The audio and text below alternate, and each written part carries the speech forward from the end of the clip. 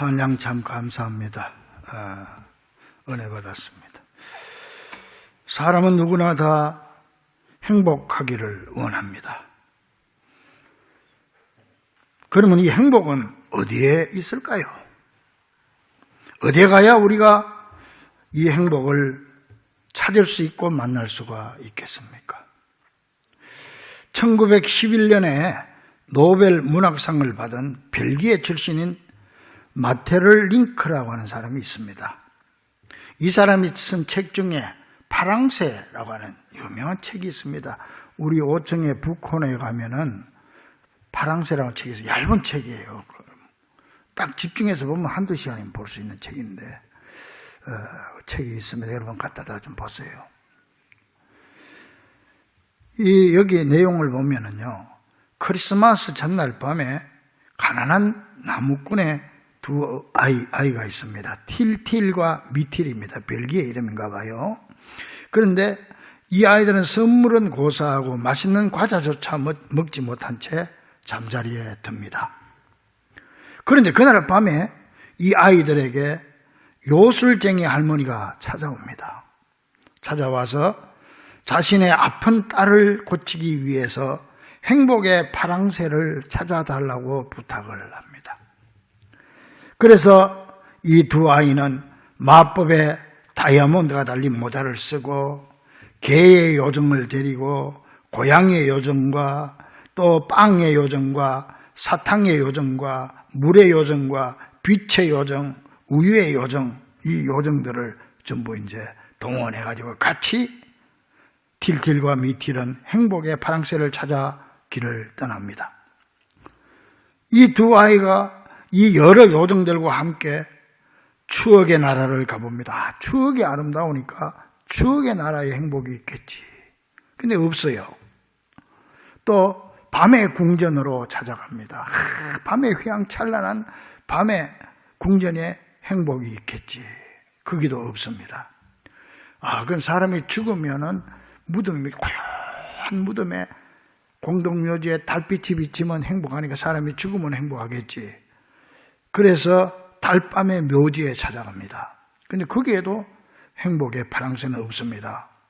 그래서 꽃밭이만 행복의 꽃밭을 찾아갑니다. 거기에도 행복의 파랑새는 없습니다. 미래의 행복이 있을까? 미래 나라를 찾아갑니다. 그런데 거기에도 그들이 찾는 행복의 파랑새는 없습니다.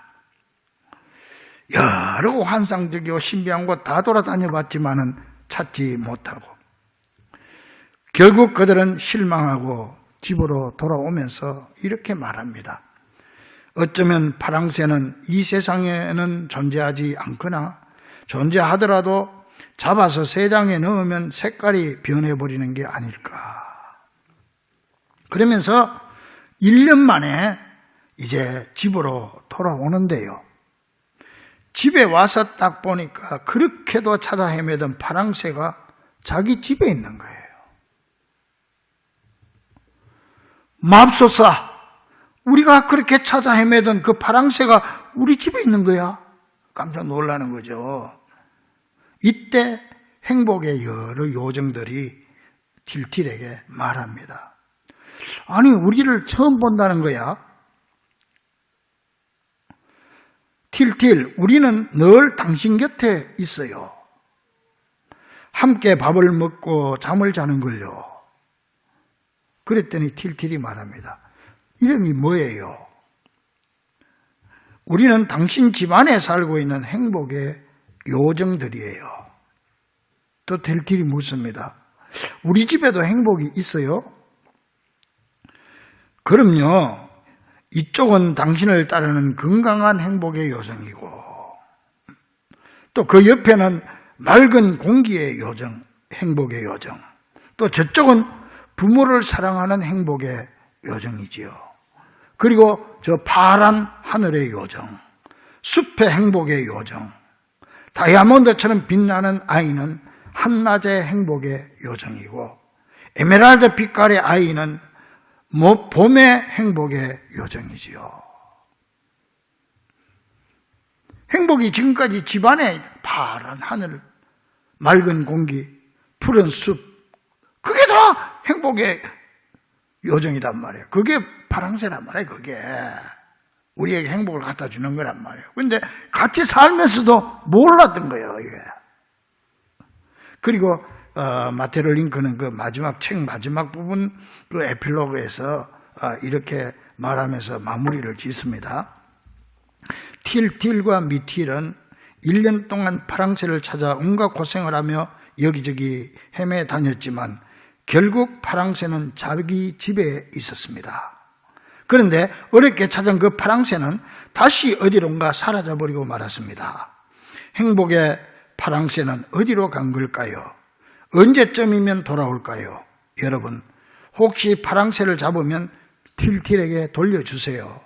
틸과 주위 사람들이 행복하게 살려면 그 파랑새가 꼭 필요하니까요. 그리고 마칩니다. 여러분, 행복의 파랑새는 바로 집안에 있었다는 거예요.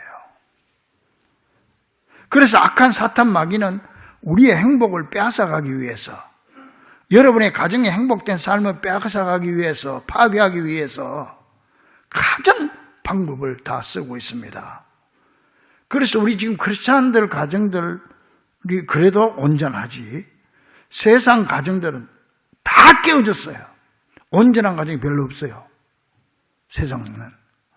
그래서 악한 사탄 마귀는 가정을 집중적으로 공격을 하는데, 우리 성도들은 이 사탄의 공격, 우리 가정을 파괴하려고 하는 사탄의 공격을 막아야 돼요. 뭐로 막느냐? 하나님의 말씀으로 막아야 되는 거예요. 그래서 우리의 가정을 행복의 가정으로 지켜야 되고, 내 가정에 있는 그 행복의 요소들을 찾을 줄 알아야 되는 거예요. 행복하고 같이 잠을 자고 같이 밥을 먹으면서도 행복 찾아서 엉뚱한 대로 1년 동안 돌아다니는 거예요. 그래서 오늘은 특별히 이 가정주일로서 우리 교회는 매월 마지막 주일에 가정주일 예배를 드리는데 가족들이 다 같이 모여서 드리자. 특별히 오늘은요, 평신도 지도자 초청 세미나에서 명지대학교 양은순 교수가 발표한 신자의 성경적 가정생활이란 주제 강연을 참고로 해서 행복한 가정을 위한 7가지 열쇠에 대해서 기억하면서 함께 은혜 나누겠습니다. 첫째로 행복한 가정을 위한 열쇠는 뭐냐? 성숙입니다. 성숙해져야 돼. 요즘 청소년들 보면은요, 몸은 어른이 다 돼서 신체는 다 어른이 됐는데 이 정신은 어린애야. 이 몸과 밸런스가 안 맞아요. 그러니까 얼마나 많은 사고가 납니까? 이게 몸과 마음이 성장이 다른, 성숙하지 못한 거예요. 이게 밸런스가 안 맞은 거예요. 그래서 이 시기를 심리학에서는 폭풍의 시기라고 그래요. 위험한 시기다는 거예요. 위험한 시기. 아이들만 그런 게 아닙니다. 어른들도 결혼해서 가정을 꾸리고 자녀를 낳고 살아가지만은 영적으로나 인격적으로 아주 미성숙함으로 말미암아 가정을 바로 세우지 못하는 사람들이 의외로 많다는 거죠. 애를 낳고 우리가 볼 때 어른처럼 사는데 보니까 가까이 들여다보면 완전히 이혼 애기도 아니고 미성숙해가지고 인격적으로 영적으로. 그러니까 가정이 깨어지고 가정이 그냥 아이들이 그냥 사고가 나고 그렇게 되는 거예요. 오늘 본문에도 보니까 하나님이 아담을 지으시고 혼자 사는 것이 좋지 않아서 아담을 깊이 잠들게 한 다음에 갈빗대를 취해서 여자를 만들고 둘이 주례를 써가지고 돕는 배필로 가정으로 짝지어줬어요. 그러니까 아담이 잠에서 깨어나가지고 하와를 보고 얼마나 좋은지, 이는 내 뼈 중에 뼈요 살 중에 살이로다 좋아했습니다. 그런데 금단의 열매인 선악과를 따먹은 이후로는 죄가 들어오고부터는 이게 변해버렸어요. 부부가 서로에게 책임을 떠넘기고 서로를 원망하게 되고, 하나님이 오니까 아담은 당신이 만들어준 하와가 먹으라고 그래서 먹었습니다. 변명하고 핑계하고 책임을 떠넘기고, 하와는 당신이 만든 뱀이 먹으라고 그래서 먹었습니다. 그런 말미암아 이 가정이 깨어지게 되는 거예요. 행복이 달아나게 되는 거죠. 여러분, 가정과 미성숙한 사람이나 가정의 차이가 뭐냐 하면은 책임감에 있습니다. 책임감. 성숙한 가정은요, 전부 어떤 일이 생기면 따라합니다. 내 탓이요. 내 탓이요. 그렇게 말합니다. 그런데 미성숙한 가정은 일이 터지면은 꼭 네 탓이요. 따라 네 탓이 표준말 해야 된. 너 탓이요 이 말이에요. 당신 탓이요. 그럽니다. 부부지간에도 그러고 자식들도 그러고 책임을 전가하는 거죠. 이거는 영적으로도 교회도 그래요. 영적으로 성숙한 교회는 교회에서 어려운 문제가 생기면 내 탓입니다. 내 기도가 부족한 탓입니다. 이럽니다. 그런데 영적으로 미성숙한 교회는 일이 생기면 목사님 탓이고 장로님 탓이고 구역장 탓이고 아주 미성숙한 상태죠. 한 나라도 어떤 공동체나 다 마찬가지야. 한 나라도 마찬가지요. 서로가 책임을 떠넘기고 야당은 여당에게 여당은 야당에 이게 미성숙한 거예요. 우리나라 민주주의가 얼마나 미성숙한지. 그러니까 피해보는 거는 백성들이에요. 그러므로 우리네 가정이 행복한 가정이 되기 위해서는 먼저 온 가족이 영적으로 인격적으로 성숙해져야 되는 겁니다. 여러분의 가정은 성숙합니까? 미성숙합니까? 자, 그러면 영적으로 인격적으로 성숙해지기 위해서 어떻게 해야 되느냐? 공부를 많이 해야 됩니까? 천만에. 박사학위를 몇 개 가져도 그런 사람이 더 큰 도둑놈이 돼요. 그럼 돈을 많이 벌어야 됩니까? 돈 방석에 앉아도 하는 짓을 보면 완전히 밑바닥 인생을 사는 사람이 있어요. 그러면 어떻게 해야 성숙하게 됩니까? 이 세상에는 한 인간을 변화시킬 만한 어떤 방법이 전혀 없습니다. 오직 인간을 만드신 창조주 하나님만이 인간을 근본적으로 바꿀 수 있고 예수 그리스도의 생명이 들어갈 때 그 인간을 영적으로 인격적으로 변화돼서 성숙한 사람으로 만들어갈 수가 있는 줄로 믿습니다. 왜? 인간을 만든 사람이 고쳐야 되는 거예요. 내가 만약 이 컵을 만들었는데 이 컵이 지가 어떻게 고칩니까? 내가 고쳐줘야지. 하나님이 인간을 만들어서 하나님만이 우리를 변화시킬 수가 있는 거예요. 그러므로 예수 생명이 여러분 마음속에 들어가고 하나님의 말씀이 내 속에서 움직일 때 내 남편이 변화되고 내 아내가 변화되고 자녀들이 변화되고 성숙하게 성장될 줄로 믿습니다. 그래서 톨스토이의 인생 일기란 책이 있습니다. 여기에 보면은요, 사람들은 흔히 속세적인 행복을 찾다가 아무것도 얻지 못하고 기진맥진한 채 두 팔을 그리스도 앞에 내놓을 때 비로소 행복을 느끼게 된다. 그랬어요. 그러므로 오늘부터 시작되는 예수님을 기다리는 이 절긴 대림절을 보내면서 예수님의 생명이 우리 가정에 풍성해지고 여러분 가족들의 마음에 예수님으로 가득 채워질 수 있기를 주의 이름으로 간절히 축원합니다. 그래야 성숙한 가정이 되고 그게 바로 행복의 열쇠라. 그 다음 행복한 가정을 위한 두 번째 열쇠는 뭐냐? 아내의 복종입니다. 에베소 5장 21절 22절에 그리스도를 경외함으로 피차 복종하라. 부부지간에 서로 복종하되 특별히 아내들이여 남편에게 복종하기를 죽게 하듯 해라. 예수님한테 복종하듯이 남편에게 복종해라. 24절에 교회가 그리스도에게 하듯 아내들도 범사에 자기 남편에게 복종할지니라. 25절에 남편들아 아내 사랑하기를 그리스도께서 교회를 사랑하시고 그 교회를 위하여 자신을 주신 같이 하라. 여러분, 이런 말씀들이 바로 마테르 링크가 그렇게 찾아 헤매던 행복의 파랑새가 아니겠습니까? 이 말씀대로 지키면 되는데 이건 안 지키고 엉뚱한 데 가서 찾으니까 행복을 붙잡을 수가 없는 거예요. 나아가서 여러분이 아내들이요, 남편에게 복종하는 거는요, 여러분이 꼭 기억해야 될 거 뭐냐?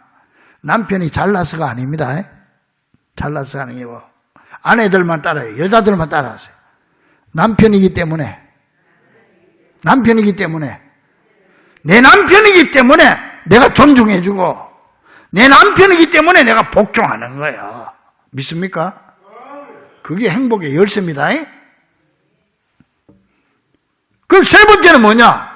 남편이 아내를 사랑하는 남편의 사랑입니다. 남편이 아내를 그럼 어느 정도로 사랑해야 되느냐? 이 질문에 대한 정답이 에베소 5장 25절에 나와 있어요. 남편들아, 아내 사랑하기를 그리스도께서 교회를 사랑하시고 그 교회를 위하여 자신을 주심같이 하라. 무슨 말이냐? 예수님이 이 교회를 위해서 십자가를 지시고 대신 죽어준 것만큼 아내를 생명 바쳐서 사랑하라는 얘기예요.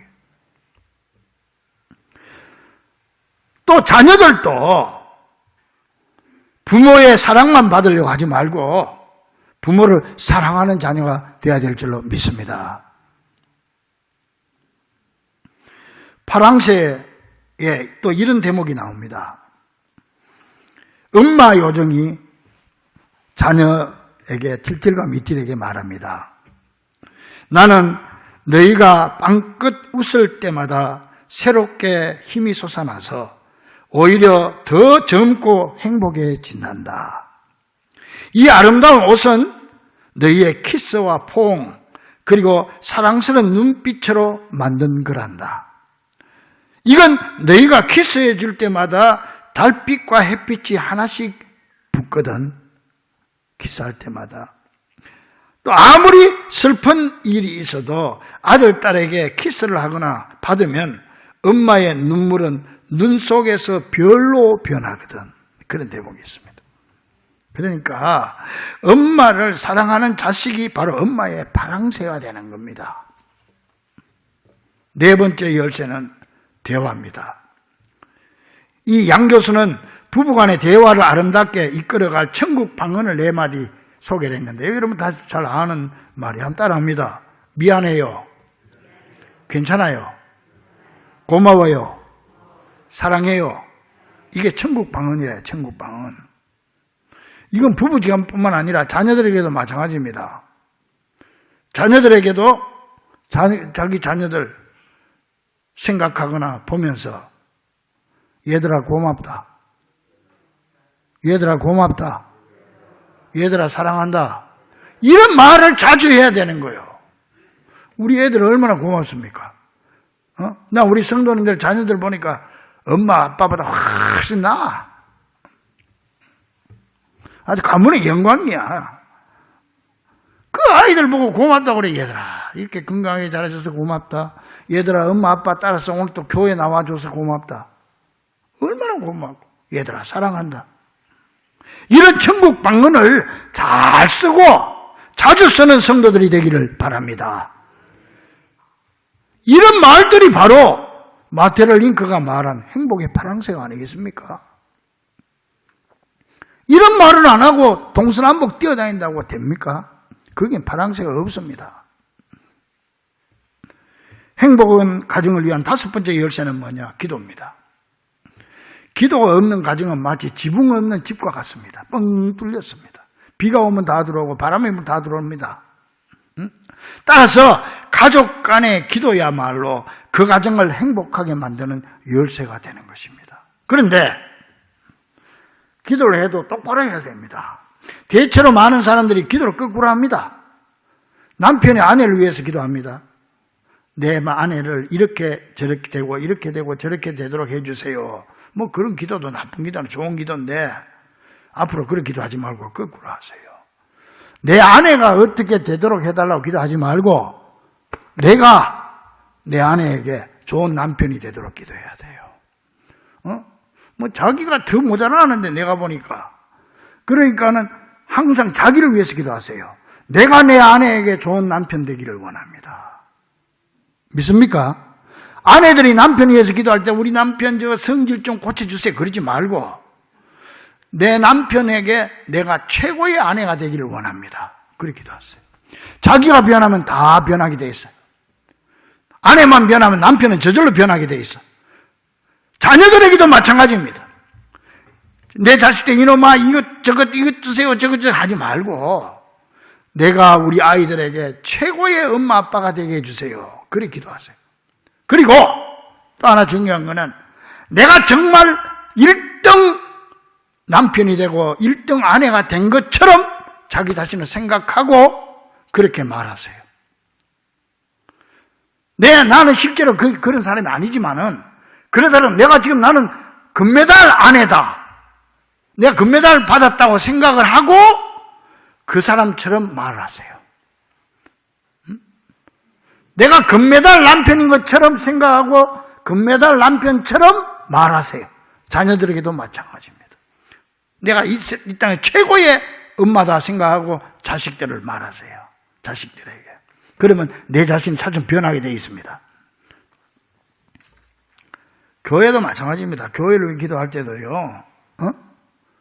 우리 목사님 뭐 어떻게 되도록 해주세요. 우리 목사님 뭐 그래 그거 다 뭐 참 좋은 기도지만은 그것보다 더 중요한 근본적으로 여러분 이렇게 기도하세요. 하나님, 내가 우리 목사님에게 정말 사랑받고 목사님에게 힘이 되는 교인이 되기를 원합니다. 그렇게 기도하세요. 믿습니까? 내가 우리 장로님들에게 정말 힘이 되는 장로님들이 앞장서서 교회를 하는데 정말 내가 힘이 되는 교인이 되기를 원합니다. 그래 기도하세요. 자기를 위해서 기도하세요. 그러면 저절로 변화가 되고 이게 바로 행복의 열쇠예요. 6번째 열쇠는 뭐냐? 말씀이죠. 우리가 매일 가정에서 식사를 하는 것처럼 하나님의 이 영의 양식인 말씀도 가정에서 매일 먹어야 돼요. 여러분, 이스라엘 백성들이 광야에서 생활할 때 만나가 바로 말씀 아닙니까? 영의 양식 아닙니까? 이 만나가 언제 내려? 새벽마다 내려서 새벽 기도 나와서 주님 앞에 말씀을 먹었어요. 새벽에 역사가 많이 일어났어요. 새벽에 홍해가 갈라지고 새벽에 여리고가 무너지고 새벽에 만나가 내리고 이 새벽에 예수님도 새벽에 부활했고 그러니까는 하나님의 말씀을 먹는 제일 좋은 시간이 새벽이라. 그 집에서도 성경 좀 많이 보시고 아이들에게도 성경 좀 많이 가르치고 뭐 그럴 여유가 없으면 애들 데리고 교회를 나와서 여러분 옆에 앉혀놓으세요. 여기서라도 하나님의 말씀을 들어야 될 거 아니에요. 여기서도. 그게 영의 양식입니다. 일주일에 밥 한 그릇 먹고 어떻게 살겠어? 살긴 살겠지만 그 무슨 힘을 쓰겠어요, 그 사람이. 여러분, 요즘 10대들이 쓰는 말 중에 십장생이라고 하는 말이 알아요? 십장생? 10대도 장래를 생각해야 된다. 십장생. 10대 아이들도 장래를 생각해야 된대요. 그런데 문제는 방향을 잘못 잡아. 부모들은 자녀들의 미래 방향을 바로 잡아줘야 됩니다. 방향이 말씀으로 잡아줘야 됩니다. 나는 앞으로 그래서 이 나라 이 민족 한국 교회를 위해서 큰일을 해야 돼. 신앙적인 방향을 바로 잡아줘야 됩니다. 응? 무조건 돈만 많이 벌으라고 그러지 말고 돈 많이 벌어가지고 가난한 사람들을 위해서 많이 써야 돼. 하나님의 사업을 위해서 써야 돼. 이 방향을 가르쳐줘야 됩니다. 어떤 목사님이 그러대요. 자기 그 10대 여학생에게 내 앞으로 장래 희망이 뭐냐 하니까 가수도 아니고 노래 부르는 가수라 해도 뭐 다행인데 가수도 아니고 가수들 뒤에서 그 백댄서 춤추는 거 그게 소원이래. 그게 자기 장래 희망이래. 그게 아이들의 소원의 방향을 미래 방향을 바로 잡아줘야 됩니다. 이게 부모가 할 일인데 말씀으로 잡아야 됩니다. 믿습니까? 세상적으로 출세로 잡지 말고 말씀으로 잡아야 된다는 거예요. 그 방향을 바로 잡아주시기를 바랍니다. 이게 바로 행복의 열쇠입니다. 그리고 가정 행복을 위한 마지막 7째 열쇠는 예수님입니다. 가정에 예수님이 안 계시면 가정이 제 역할을 못하게 되어 있습니다. 왜 그런지 아세요? 하나님이 그렇게 만들었기 때문에 그런 거예요. 하나님이 만드는 사람이 그렇게 만들어 놨는데 따라서 풍파 많은 이 세상이라고 하는 바다에 가정이라고 하는 작은 일의 편주, 배를 타고 항해를 하는 게 이게 우리 인간인데 이 배에 예수님을 선장으로 모셔야 행복하고 안전한 항해를 할 수 있는 것입니다. 여러분, 다니엘 학습법이라고 하는 유명한데 여러분 읽어보셨습니까? 아마 읽어보신 분도 많이 계실 거예요. 그거 좀 책 사서 읽어봐요. 공부를 좀 하세요, 공부를. 자식들을 키우는 것도 내 마음대로 키우면 안 돼요. 공부를 해서 바로 키워야 돼요. 여기 이 책 쓴 사람이 김동환이라는 사람인데 이 사람은 서울대학 다닐 때 4년 동안 평균 점수가 99.26점. 놀라지도 않네. 여러분 90점 별로 맞아보지도 못한 사람들이 말이야. 에? 그래 서울대학을 수석으로 졸업했습니다. 그래 이 사람이 다니엘 학습법이라고 하는 베스트셀러를 써서 베스트셀러가 됐죠. 70만 부 이상 팔린 아주 기독교 베스트셀러입니다. 이 사람은 어릴 때 어머니가 신앙교육을 철저히 시키 새벽기도를 끌고 다니고 말이지 철저하게. 그러니까 이 책에서 그 사람은 나중에 이 어머니 사랑을 깨닫고 이런 책을 썼어요. 크리스천 학부모와 자녀가 꼭 알아야 될 25가지 문제. 이 책도 우리 북콘에 가면 있으니까 이건 한 300페이지, 350페이지 되는 책인데 좀 갖다 봐요. 거기 책에 보니까 이걸 나중에 깨달아서 이렇게 썼습니다. 이 책을 쓰는 내내 떠오른 생각은 정말 나는 좋은 어머니를 가졌구나. 정말 나는 세상에서 가장 큰 영적 유산을 가지고 살고 있구나. 정말 감사하고 또 감사하다. 신실한 믿음의 어머님을 가진 것이 이렇게 값지고 복된 일이구나. 믿음의 어머님을 주신 하나님께 정말 감사하고 또 감사드린다. 이거 이제 책의 에필로그에서 마지막 부분에서 그러면서 이렇게 말. 나에게 최고의 신앙 교육을 해주신 어머니의 그 교육이 없었다면 현재 나는 없다는 것을 모든 분들에게 말씀드리고 싶다. 요즘 나는 사랑하는 부모님을 위해 하루도 빠지지 않고 간절히 기도드린다. 그렇습니다. 부모의 기도보다 더 확실하게 자녀를 끌어안아주고 지켜줄 방법은 없고 자녀의 가슴에 예수님을 모시게 하는 것보다 더 나은 성공의 비밀은 없는 것입니다. 이걸 제껴놓고 학원만 보낸다고 행복의 파랑새가 거기 없어, 학원에 없어요. 행복의 파랑새가 지하의 그 학교에 있는 게 아니에요. 바로 어머님의 교육, 사랑, 예수님. 믿습니까? 사랑하는 우리 중부 가족들이여, 우리도 우리 사랑하는 자녀들에게 이런 고백을 받을 수 있는 부모들이 될 수 있기를 우리 가정의 주인이신 우리 주 예수 그리스도 이름으로 간절히 축원합니다. 기도하겠습니다.